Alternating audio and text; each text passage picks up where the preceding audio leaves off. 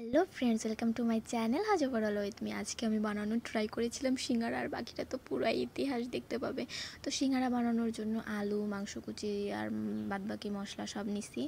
এরপরে হচ্ছে তেলের মধ্যে পেঁয়াজ কুচি ভেজে এরপরে মশলাগুলো দিছি। আর কী কী লাগে সব তো আশা করি জানেন। পেঁয়াজ, রসুন, জিরা, আদা, শুকনো মরিচ আরও যা যতদূর থাকে সব কিছু বাটা দিয়ে ভালো করে কষাই নিছি। এর মধ্যে একটু পানি দিয়েও কষাইছি যেন কাঁচা স্মেলটা না আসে, ভালো করে কষাতে হবে। তো মশলা কষানোর পর আমি হচ্ছে আলু আর ওই মাংস কুচি করে যেটা রেখেছিলাম ওটাকে দিছি। গরিব মানুষ ভাই, অত বড় বড় করে না, আর সিঙ্গারায় বড় করে মাংস দেয়ও না।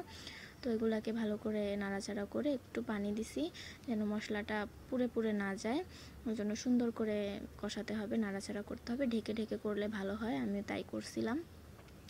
এরপর আবার একটু পানি দিয়ে আবার ঢাকা দিয়ে রাখছিলাম। তারপরে দেখেন আলুটা সুন্দর সিদ্ধ হয়ে গেছে এবং পানিটাও শুকাই গেছে। তো এই পর্যায়ে আর কি লবণ টেস্ট করে সুন্দর নামিয়ে রাখবেন। এরপরে হচ্ছে আসল পার্ট।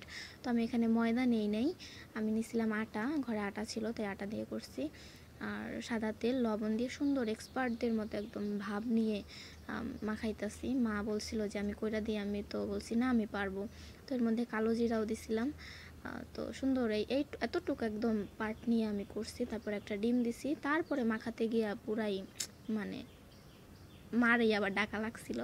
পরে মা এসে সুন্দর করে হালকা সুদর্শন পানি দিয়ে মাখাই মুখাই দিছে। যে বেলতে গিয়েও পারি নাই, চেষ্টা করছিলাম কিন্তু হয় নাই। পরে মা আবার বেলনি ফিরায় বেলছে। এরপর হচ্ছে সিঙ্গারা বানাইতে গেছি। আর দেখেন ওই যে দুটা দেখা যাইতেছে সিঙ্গারার শেপ। আশা করি বুঝতে পারতেছেন কেন বলছি বাকিটা ইতিহাস। আসলে সিঙ্গারার শেপটা আমি দিতে পারি নাই কারণ প্রথমবার। আর বড় বড় কাজে ছোট ছোট ভুল হতেই পারে, কি বলেন সবাই। যাই হোক, এরকমভাবে আমি অদ্ভুত অদ্ভুত স্টাইলের সিঙ্গারার শেপগুলো দিছি। না পাইরা ওই যে কুলি পিঠার ডিজাইনটা করছিলাম উপরে। তো আমার মতো যারা পাবলিক আছো তারা সিঙ্গারা শেপ নিয়ে কোনো চিন্তা করবা না, যেমন পারবা তেমনভাবে শেপ দিবা এবং খাইতে মজা হইলেই হইলো। তো যাই হোক, আমার সব ওরকম আউলা বাউলা সিঙ্গারা বানানো হয়ে গেছে।